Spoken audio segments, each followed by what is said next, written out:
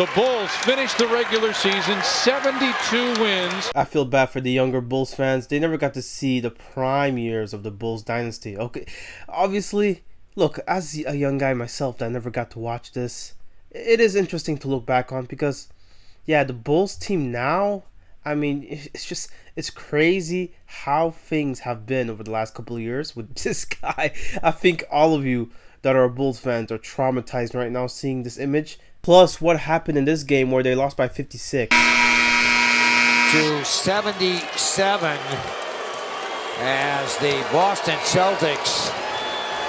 And at this point, they were the butt of the joke. It was hilarious watching the TNT. 97 to 91 is the Come on, man, you can't. Hey, the Bulls are terrible in any language. They suck in other countries too. And to this day, I still cannot believe these guys were this entitled.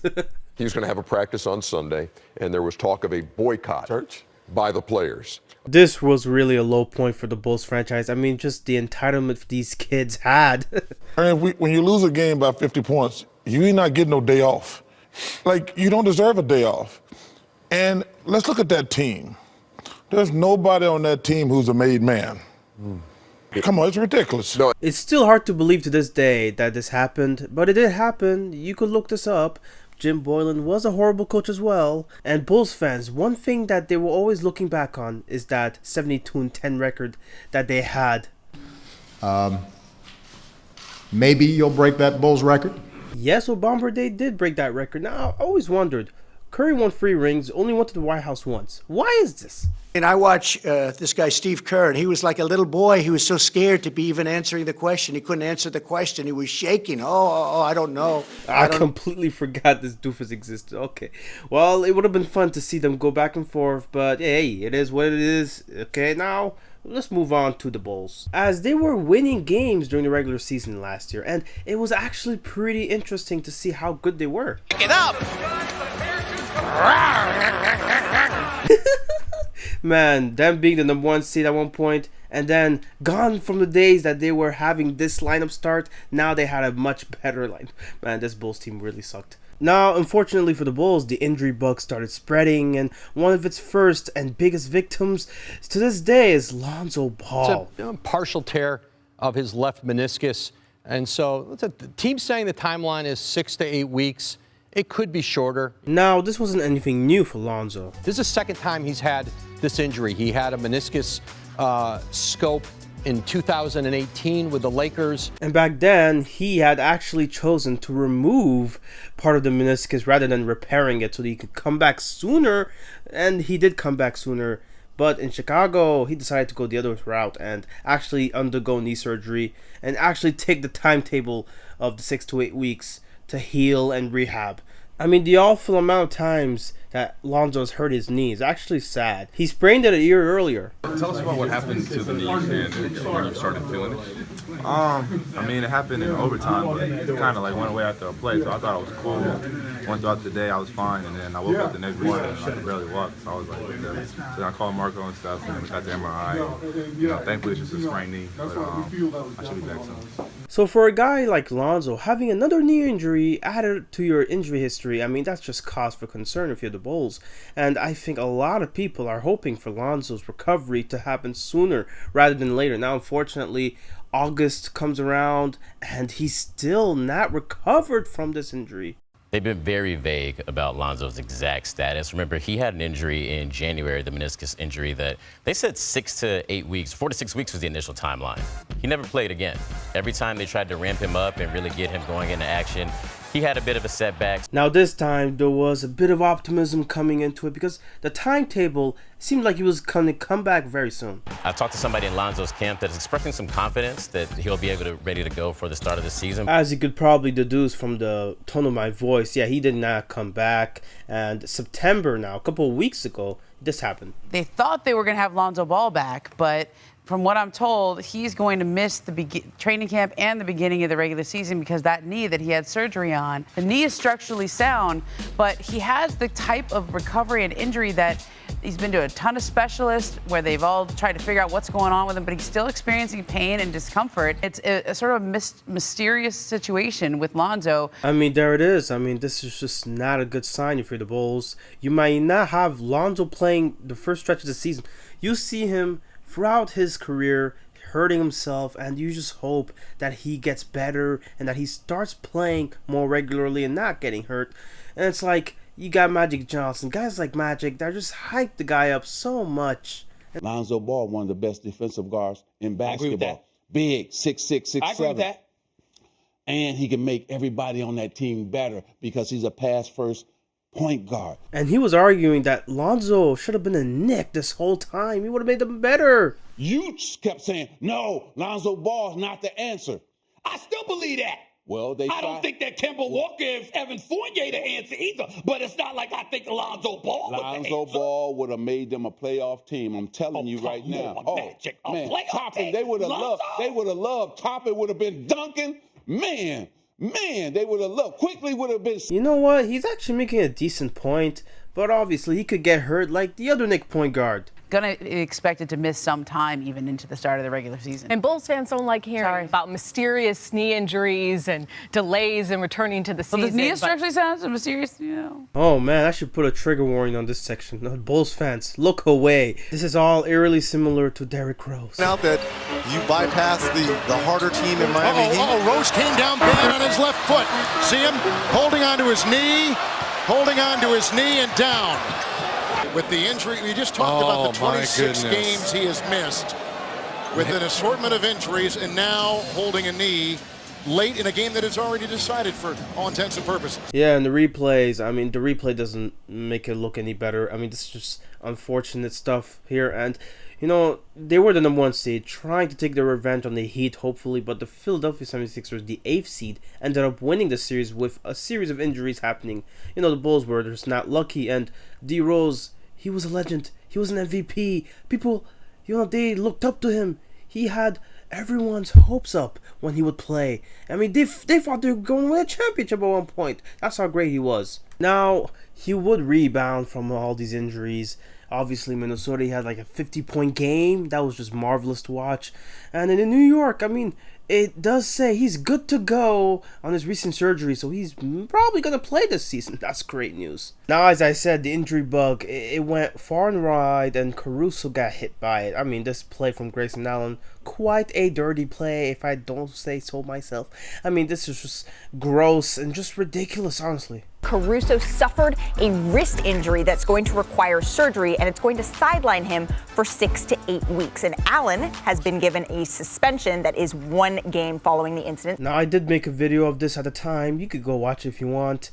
Now, Caruso, he would end up also getting hurt to where he got hit in the face. It's not pretty. I mean, this guy just has bad luck. It's sad. And, you know, you see here a lot of injuries piling up for the Bulls. Zach Levine, let's talk about him since, you know, he was also hurt. Now, he was at one point slated to be the franchise guy in the Bulls uniform. I mean, it's interesting how things changed very quickly. Zach Levine now, I mean, things are looking different. They're on pace to become the first pair of Bulls teammates to each average 25 points in the same season.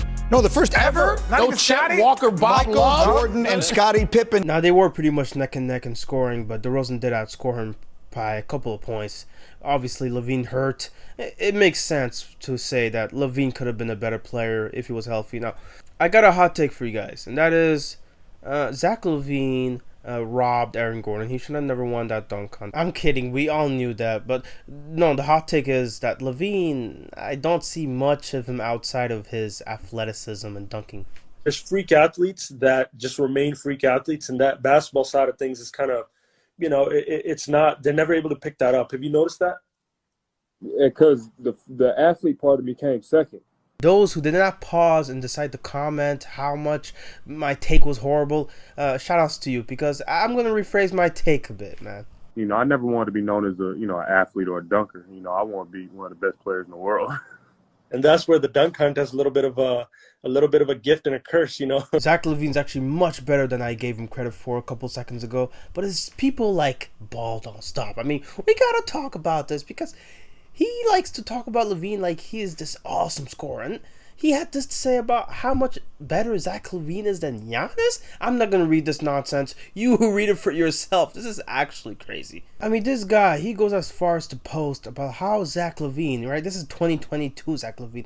He is one of the top talents in the game.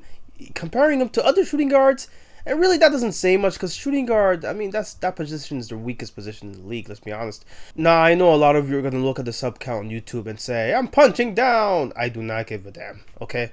I do not care. Now, it was time for the Bulls to decide if they were to give Zach Levine a max. If not, then they could always, you know, try a trade like this one where he ends up being a Laker. I mean, this would be hilarious, but obviously that didn't happen. Also, does he deserve a max? I'm not sure about that. Let me give you a name of some of the players who have received max contracts in the NBA, Max and Key. Gordon Hayward, Andrew Wiggins, Tobias Harris, John Collins, De'Aaron Fox. You tell me that Zach Levine isn't better than all those players I just mentioned. Those are mistake contracts. Regardless of whatever way, it's what the market dictates. And as much as people like me can complain and holler about how these guys are being paid too much money, I don't think he's worth $250 million. But I know for a fact a lot of NBA teams would pay him that much money just to get him.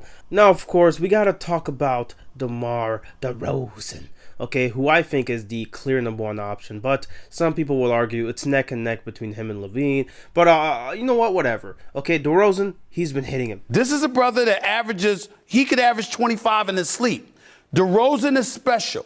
And I mean, fourth quarters, he's clutch. Mid-range, he's deadly. But we gotta talk about this because he's getting older. He's 33 at the moment. And people are saying if the season starts the way it ended last season, there is a chance that the Bulls could explore all options and you get some good offers. Teams like the Knicks or Dallas or Portland, certainly Miami, they give up pieces and picks for a player like DeRozan. I mean, it's crazy to think about it. DeRozan might be traded. My question is, as the season progresses, is that something that we really can rely on? But let's face it, the mid-range, as great of a shot as it is, it's not as effective as a three-pointer. DeRozan's not that good shooting three-pointers. And playoffs, we've seen his history. Obviously, it's against LeBron, but we got to take that into consideration all the time. He's getting older. Did you ever miss a mid-range shot? No, I got to get more. Did you ever miss in your life the mid-range shot? Sometimes. But like, you leading the league? 19 out of 20 you make. Yes. In a game. And now you may think to yourself, why am I not mentioning Vucevic? Because he sucks. Look, he's a decent player, okay? Bulls fans will love him. Sometimes they'll hate him. But, you know, that trade that they did for him, where they gave away Wendell Carter, basically, for him. Bad trade, okay? Carter, he had his best season last season, averaging 15, 10, and 3, shooting 50% from the field, 32% from deep. Oh, come on, bro. This guy is a stud. And Orlando ended up using one of the picks they gave up for Franz Wagner. Yes, that guy. Wagner. Oh, look at him get in.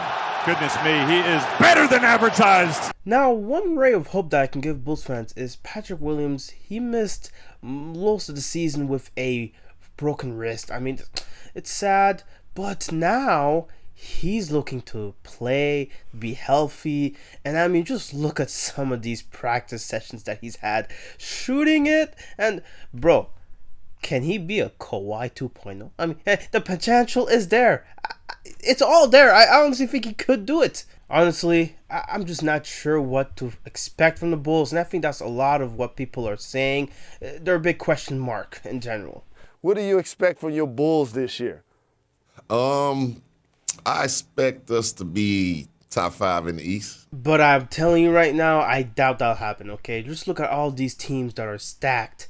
I mean, if you're the Bulls, you would have to have a guy like Giannis come in to guarantee a top 4 spot. You never know how life brings it. Maybe I'll play for Chicago. You what? Nah, at least you guys aren't the Lakers. I mean, they're going through it right now. They got Schroeder, Pat Bev, and Westbrook all vying for 2 of these starting backcourt spots.